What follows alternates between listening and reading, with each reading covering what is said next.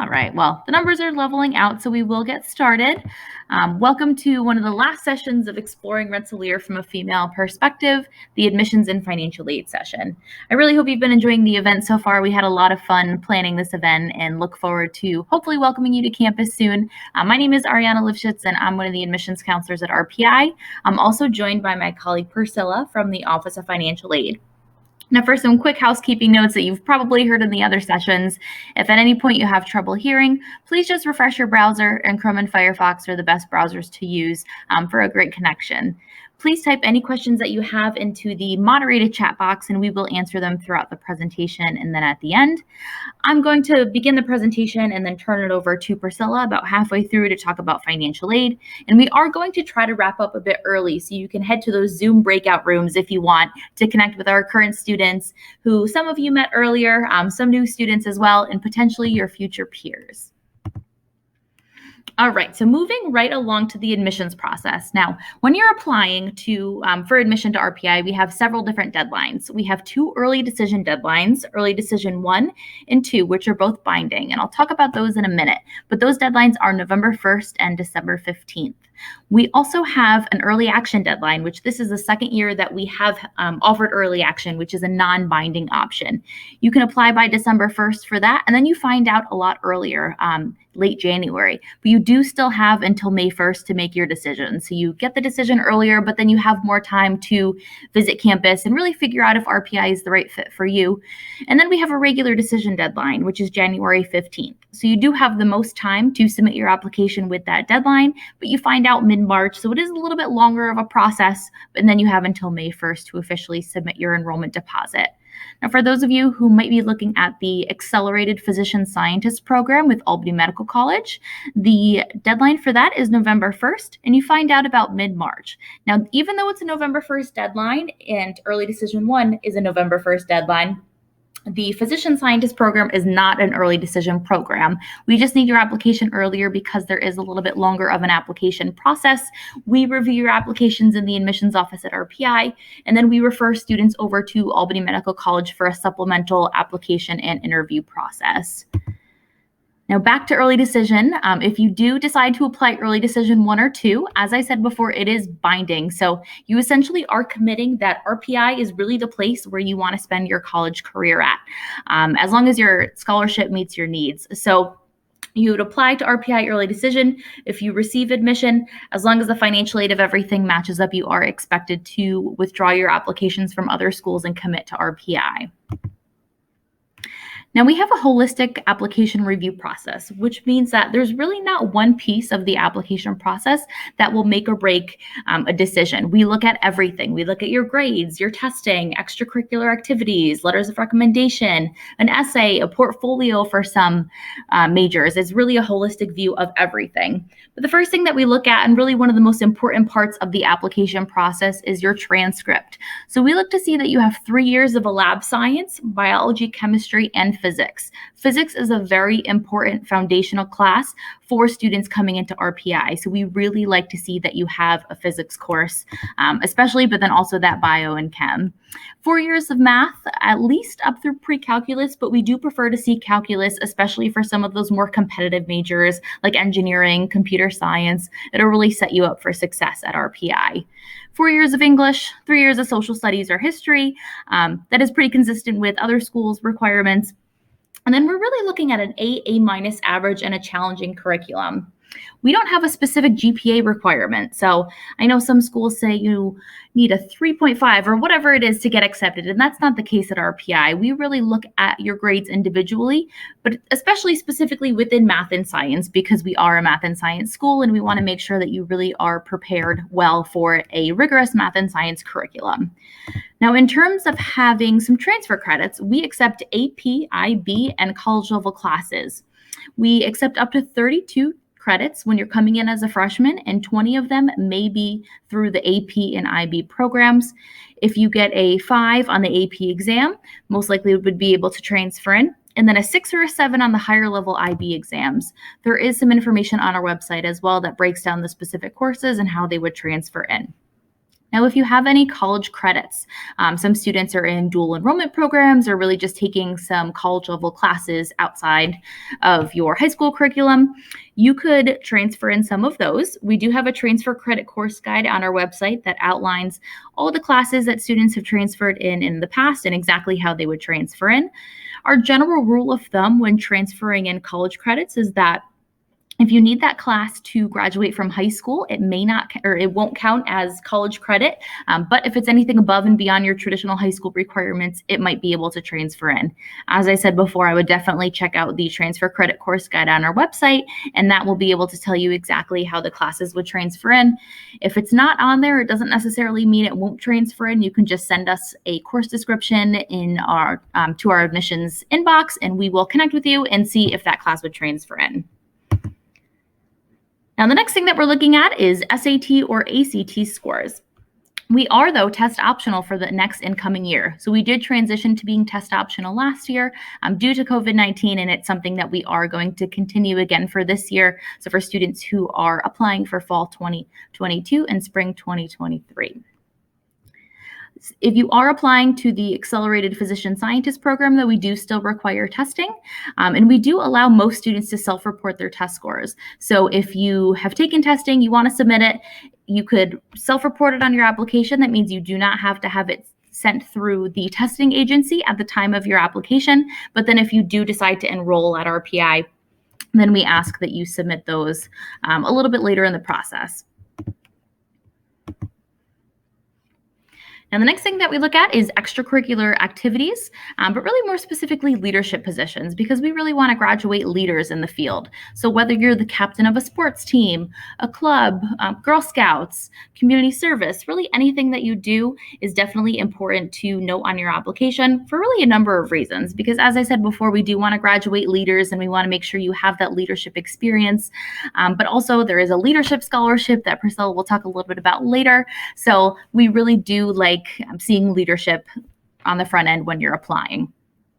There is an optional resume as well. So there is a spot on all of our applications to list your extracurricular activities, your leadership positions, and all of that. But if you find the spot is not big enough, you could submit a resume. You certainly don't have to. But if there's any additional information you want to expand on, that's a great place to do it.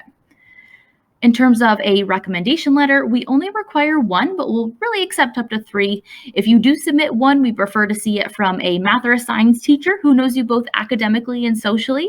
Since we don't do formal interviews, it is really important for us to get to know you on a well-rounded basis, and that letter of recommendation is one way to gain insight in that. If you want to submit another one, maybe from another teacher, coach, employer, really anything or anyone who can speak to you both academically and socially. Now, the last thing that's required for all students is the essay and or personal statement. Depending on which application you use, it might be listed as the essay or personal statement, but that's really where we want to see your college essay. And I know sometimes it's so hard to decide what should I write about in my essay. What I always tell students is write about something that's unique to you that we can't see throughout your application anywhere else. We could see you're a strong student, you're involved in a lot of different things, you're a leader in whatever clubs or organizations you're in, but every student really does have a unique story to share, and the essay is really a great place to do that. Now, the last part of the application process that's required for some students, optional for others, is the creative portfolio. If you're applying to our architecture or music programs, we have a required portfolio. We do have an optional portfolio for game simulation, arts and sciences, and electronic arts. Now, when you're applying, if you choose any of these majors on your application, you will be linked to SlideRoom, and SlideRoom is our online portfolio submission website. So you don't have to send us any hard copies of everything. It's all uploaded and integrated into your application. Now, at this point, I'm going to pass it over to Priscilla to talk a little bit about the financial aid process. Thanks, Ariana. How are you all? I hope you're doing well. It sounds like you've been actively engaged for the last few hours. I'm just going to answer a quick question in the chat box, and Ariana, correct me, but SATs or ACTs are required for the BSMD program, correct? Correct. Yes, for that program, they are required. All right, so it's not test optional. They are required for that program. Okay, terrific. So again, I'm Priscilla. I'm one of the assistant directors at Rensselaer in the financial aid office. And what's really cool about the way we operate is you will be assigned to a financial aid person who will be with you throughout the whole process. So if you have any questions, you can certainly just reach out, call, email us, and we'll be happy to help you. We have an extremely generous program. I know our price tag looks a little scary, but I'm here to assure you that everybody will get something. It all depends on grades, and we'll go into more specifics in a second, financial background, etc. But we are very, very generous with our aid. We also have a whole host of other options aside from just free money, but you can borrow money, you can work for money. There's some really cool opportunities out there for you. This sounds like a daunting figure, but about 198 million. I know pretty soon, probably next year, we'll hit the 200 million mark, was distributed to undergraduate students last year. And the most of it was coming directly from the university. So you have to be a US citizen or permanent resident to be considered for all aid. Canadian students are actually eligible for merit-based aid. But unfortunately, if you're not a citizen at this point in time, we're not able to offer you any aid, just to keep that in mind, okay? The scholarships are probably the biggest chunk of aid you'll receive. And we, again, are very generous. Everyone will receive some type of scholarship, and the amount will vary depending on your personal profile and background, okay? I'll go into more detail about the medal in just a second. Some students may be interested in our ROTC program. I'm not sure if you've heard of that yet today, but that's the Reserve Officer Training Corps. We offer 3 different branches, Army through Sienna, Navy, and Air Force on campus, right, Ariana? I got to double check that, but I believe that's an opportunity for some students who are interested in a military career. A grant would be money that is available to you. You don't need to pay it back, but it will be based on the financial information you submit. We do require 2 forms, the FAFSA, which is the general form that every college will require, and we also do require the CSS profile form. It's really early to be thinking too specifically about those forms, but for those of you who will be seniors in the fall, you'll be able to submit those forms anytime after October 1. So it really isn't that far away, but certainly not something you need to get worried about tonight, okay? The way we evaluate those forms is it's really complex in some ways, but also very straightforward the way we get a printout. But like I said, if anyone has questions, certainly call or contact us and we can walk you through if you have questions on how to submit it or what the results are saying. And we're here to help you as much as we can. The Rensselaer Medal, as Ariana mentioned earlier, is awarded to typically the strongest math science student in the particular high schools. Now, most high schools in this area participate. I know there are certainly students from all over the country that may be medal winners, but it is an extremely prestigious award. It is guaranteed $30 per year for 4 years. So you're looking at a guaranteed $120,000 in free money. It is exceptional. It really is. It also continues on if you were to stay past 4 years and do the co-terminal program here, which means basically get your master's degree, you would be allowed to use that medal program for that as well, which is really super. As Ariana went through the admissions deadlines, we will follow suit with a financial aid package, assuming we have your form. So if you apply early action, we're certainly going to do our best to get you your financial aid package in within a week or 2, sometimes the day of, that you get admitted through early action. I'm a big fan of early action. My 2 children are out of college now, but the earlier the better. If you have a chance to apply early action, I strongly encourage it. It is so nice to know. Sometimes you get your answer right around the holidays or after the first of the year, and some of your friends have to wait until late March or April. And it's just sort of nice that you can say, I've already been accepted to 3 schools. I'm just waiting for a couple others. So I encourage you to get your stuff together and get going on that this fall. Some other opportunities available to help fund our education system here is through loans. There's federal loans, which would be available to every student once you file the FAFSA. There are loans you can borrow from a bank. Chances are a 18-year-old student will not be able to get a loan beyond the federal loan by themselves, and they will need a credit-worthy cosigner. And that's an important thing to keep in mind. Many times parents will help, and if it's not a parent, it might be another relative, and that's an option too. A little more detail on the federal programs available. Some of them are interest-free, which means that the student doesn't have to pay any interest while they're in school. That again is dependent upon your financial circumstances. One of the interesting things about this loan program too is you don't have to pay it back while you're in school. As long as you remain actively enrolled, you do not need to pay your loans back until you stop going to school or 6 months after graduation. So it's a really neat opportunity for students to help invest in themselves. Another very popular way to help fund education is campus employment. There is a program called Work Study, which is a federal program where RPI will put you in a position on campus. It's typically not used to help pay the bill. It's more to give you spending money because you get paid based on the number of hours you work every couple of weeks. So it's more to help you buy your pizza money, maybe buy a textbook or a new winter coat, but it's probably not going to go directly to the bill. But I can tell you students who participate in work study are generally more organized, usually rate their experience higher than students who don't. It's funny how you think, oh, well, it's just more work, but it really is. It's a great way to get to know administrators on campus like myself and Ariana and our offices and earn some extra money too.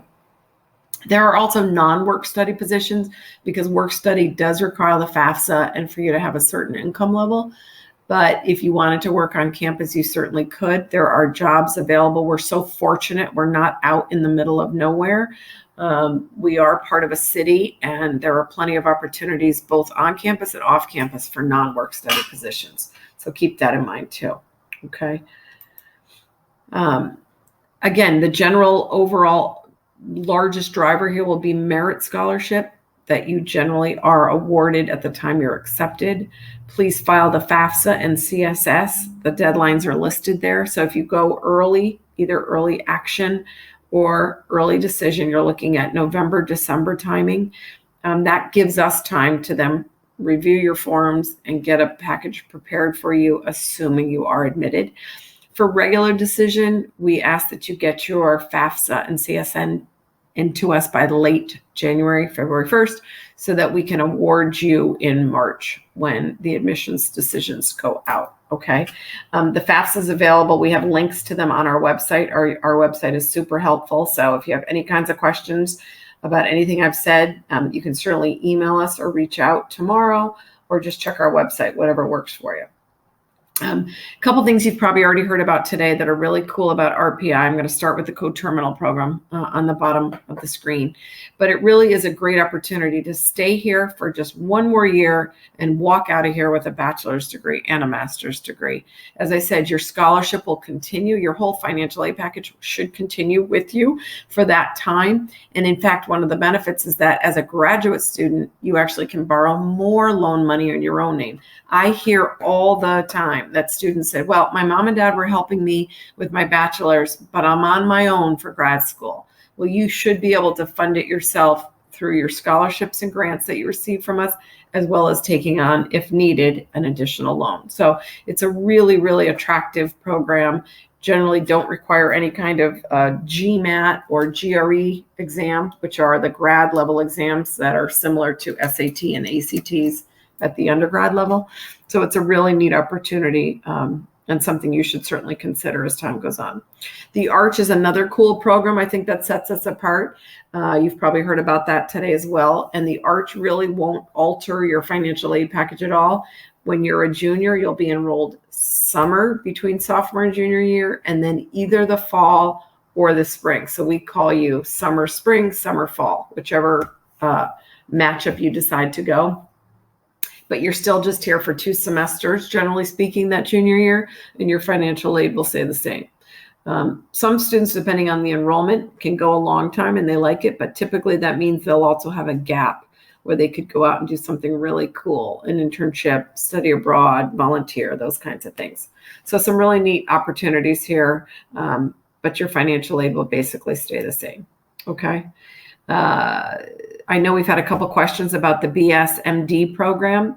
And since you're only here for 3 years, you will receive your aid from us for those 3 years. Once you transition to Albany Med, you start fresh with them and would need to submit financial aid forms for them as well. Okay. Some students between our law program, it's roughly the same concept. It's a joint program where you're here some years and then transition to another school. While you're with us, you get your aid from us. When you go to that other school full-time, you will become their financial aid candidate. Okay. I'm not sure if anybody else has any other questions about those programs. Both Ariana and I could help you answer those if you do. This is a really cool, I think it's your turn, Ariana, but I love this slide because it really helps kind of wrap up what this is all about. Yeah. Definitely. Thank you, Priscilla. And as Priscilla mentioned, RPI just really has generous financial aid package opportunities, which is something I want to reiterate to you all. So don't let the sticker shock discourage you when going through the application process. RPI continues to be among the top universities in the nation for providing outstanding return on investment. And our students really are getting some wonderful opportunities after their time at RPI, and their experiences as an undergrad really set them up for success at their first job and beyond.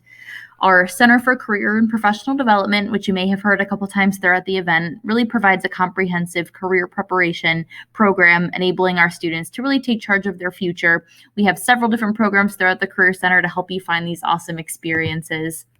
And I know you've heard from some of our alums, some of our current students, their future plans, where they are now. And this is just a very small snapshot of some of the companies and graduate schools, medical schools, professional schools that students are going to once they graduate from RPI. Our Career Center does publish an annual report every year, so you can see where students are getting internships, jobs, co-ops, average starting salary, most popular states that they're living in. All of that really great information that you'll want to know when making a college decision is all on our website. You can connect with our current students to hear a little bit about their experiences. And we're really just here in any way to help you throughout the college search process, especially as it's another year with COVID. You may not be able to visit campus. Just please let us know what we can do to help as you are finding the right fit for you. So that is all we have in terms of the presentation, but we do just want to open it up to questions before we wrap up and send you on your way to the Zoom rooms if you're interested. Let me see. We have one question from Isabella. So if you apply to the BSMD program but are not admitted, would it or could it convert to the general program? That's a great question. So when you're applying to the BSMD program, this is really the only program that we have that allows students to choose kind of a second choice major if they're not admitted. So you apply to the program by November 1st. We review your application at RPI, and a couple different things can happen. If we think you'd be a good fit for the program, we would refer you over to Albany Medical College. And then from there, Albany Medical College does a supplemental application and interview process. They ultimately choose the students who were admitted to the program. We get around 500 to 600 applications every year for the program, but ultimately there's only about 20 slots for the program. But don't let that deter you, because there are still ways to come to RPI if you don't necessarily get admitted to that program. If in the beginning, when the admissions office is reviewing your application, if we think you'd be a great fit for RPI, but not necessarily for that program, then we would basically tell you that you have the opportunity to resubmit an application, a very short questionnaire just saying what major within the School of Science you'd be interested in doing. You do have to choose a major within the School of Science. It can't be engineering or anything else, and really kind of reinstate your interest, why you're interested in RPI, and then you get reevaluated in the regular decision pool. So there's that option if you don't necessarily get admitted into the BSMD program. All right, another question. How do you pronounce Rensselaer? That's a tough one. So Rensselaer, I think most people say Rensselaer. RPI is an easy way to do it too, but it's definitely a mouthful. Rensselaer Polytechnic Institute. How do you pronounce it, Priscilla? I would say the same, Rensselaer. And I got to tell you a funny story. So I met a graduate. She's younger than I am, but when she was in high school, she grew up in this area. They heard a little fun trick because the spelling of it can be tricky as well. Even I sometimes have to look and say, wait, E-A-E-R, whatever. Think of it's real less nerd without the D backwards. Rensselaer is real less nerd. Kind of funny, huh? Because of course you're not nerds. Because you're super smart. You're not a nerd. You're just super smart. That's what we always say. That is the coolest thing I've ever heard. That's awesome. So yes, that is how you pronounce it. Awesome. All right. So next, I think this question a little bit more suited for Priscilla. Does the RPI Medal Award also apply to the BSMD combined program? Sadly, it would not, because it does, as I mentioned, your aid will stop when you stop taking classes with us and transition over to Albany Med. So you would only have the medal for the 3 years. Another thing to note too about the Rensselaer Medal is you're a medal. If you're awarded the Rensselaer Medal, you're a medalist for life, basically. So some students decide that they want to start at maybe a community college and then transfer in, or go somewhere else and transfer in. If you come to RPI at any point during your undergrad, the RPI medal will stay with you. So you would just get that once you transition over to RPI. Mm-hmm. And we will have some specific events for Rensselaer medalists in the fall, some virtual. We're working on some in-person smaller events. So we're excited to be able to celebrate with all of our Rensselaer medalists. All right, the questions are slowing down, but we will do a last call for questions. As everyone is kind of typing questions in the chat box, if you have any, I'm going to put some email addresses in the chat box for admissions, financial aid, and our student ambassadors. So admissions at rpi.edu, you could connect with any of our admissions counselors, FinAid at rpi.edu for our financial aid counselors. And then a great way to really connect with RPI and see if RPI is the right fit for you is by connecting with our student ambassadors. So you probably saw this email address a couple times already. It's admambassadors@rpi.edu. We have student ambassadors with a wide variety of majors and extracurricular activities and experiences that are so excited and eager to connect with you. So just email them and they would be happy to give you the answer to anything that you're looking for. So we don't see any other questions. So we will wrap it up. And if anybody wants to join those Zoom rooms, just look a little bit earlier in the chat. I did post that link, but I just want to thank Priscilla for presenting with me tonight. I want to thank you all for coming. I hope you enjoyed the event. It was really great to connect with you throughout the night in all of our sessions. Definitely visit campus if you can. All the visit information's on our website. Look out for more visit experiences, virtual experiences, and we look forward to working with you throughout the application process. Thanks, everybody. Have a great night. Thanks. Have a good one. Bye.